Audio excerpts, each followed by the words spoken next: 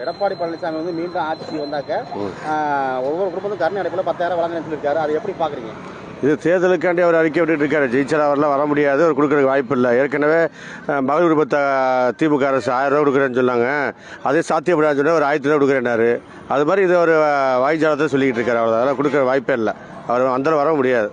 இப்போ திமுக சார்பிலையும் கொடுக்குறாங்கல்லானே, மாதம் 1000 ரூபா கொடுக்குறாங்க. அவர் சாத்தியப்பட்டு கொடுத்துக்கிட்டு இருக்காருல்ல, கொடுத்தாரு. இப்போ 5000 ரூபா கொடுத்துருக்காங்க. இன்னும் அடுத்தது கண்டிப்பாக ஆட்சிக்கு வந்தாங்கன்னாக்க இன்னும் சிறப்பாக செய்வார்.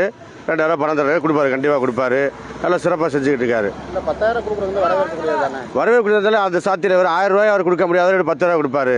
அதை பார்க்கணும்ல. வந்து அவர் ஆட்சிக்கு வர்றதுக்கு அவர் எல்லாம் 10 வருஷம் ஆண்டாள் என்ன செஞ்சாங்க? ஒன்றுமே செய்யலை. இவர் நல்ல சிறப்பாக செஞ்சுக்கிட்டு இருக்காரு. வர தேர்தலில் கண்டிப்பாக ஜெயிச்சு அவர் தான் மீண்டும் முதலமைச்சர் ஆவார். ஆனால் அந்த 2 வருஷம் அது கண்டிப்பாக கொடுப்பாரு. அது நல்லதாக தான் இருக்குது எங்களுக்கு. நம்ம அவர் வர்றது நல்லதுன்னு நினைக்கிறேன் நான் இந்த ஆட்சியில். ஏன்னா இப்போ தேர்தல் வரும்போது அந்த அறிவிப்பாக வருது. தேர்தலுக்கு முன்னாடி அந்த அறிவிப்பு யாருமே கொடுக்கல. அது இல்லை, எனக்கு என்னமோ அவர் தான் வரணும்னு தோணுது. அவர் வந்தால் நல்லாயிருக்கும். வந்தால் 10,000 கொடுப்பாரு நம்புறீங்களா? நம்புகிறேன் சார், கண்டிப்பாக நம்புகிறேன். நாங்கள் இப்போ நல்லதான் பார்க்குறோம். ஆட்சிக்கு வருவாங்கன்னு நம்பிக்கை இருக்கா? இப்போ வருவான்னு நம்பிக்கையோட தான் சொல்கிறோம். அந்த கொடுப்பாங்கன்ற நம்பிக்கை இருக்கா? கொடுப்பாங்கிற நம்பிக்கையோட தான் நாங்கள் போடுறோம். எங்கள் மனசாட்சி இருக்குல்ல, நம்பிக்கையோட தான் போடுறோம். இந்த மீண்டும் ஸ்டாலின் வந்தாருன்னா, இன்னும் ஒரு ஆண்டு வந்தாருன்னா இன்னும் நல்லா இருக்கும். இல்லை மீண்டும் இது எடப்பாடி வந்தாருன்னா இதோட ரொம்ப மோசமாக இருக்கும் எல்லாமே.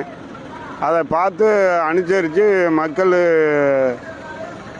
நீதி நேர்மையோட கூட காத்துக்கிட்டு இருக்கோம். இல்லை இப்போ இவரே ஒரு நல்ல விஷயந்தான் செய்கிறாரு. பெண்களுக்கு இது இலவசம் டிக்கெட்டு மேற்கொண்டு வசதி போக்குவரத்து என்ன கேட்டாலும் அவர் செய்கிறாரு. அவரை செய்யவே இல்லை. அவர் அப்படியே அதை பண்ணுறேன் இதை பண்ணுறேன், காவேரி ஆறு வர்றேன், வைகை ஆறு வர்றேன் அப்படின்னு சொல்லி இன்னும் எதுவுமே வரல. சும்மா நிலநாட்டி தான் வச்சுருக்காங்க. நான் தேர்தல் அறிவிப்பை பார்க்குறேன். அதுக்கு வந்துருச்சுன்னா உடனே தண்ணி வரும். புதுக்கோட்டை மாவட்டத்துக்கு தண்ணி வரணும். தேர்தலுக்காக தான் இது பண்ணுறாரு.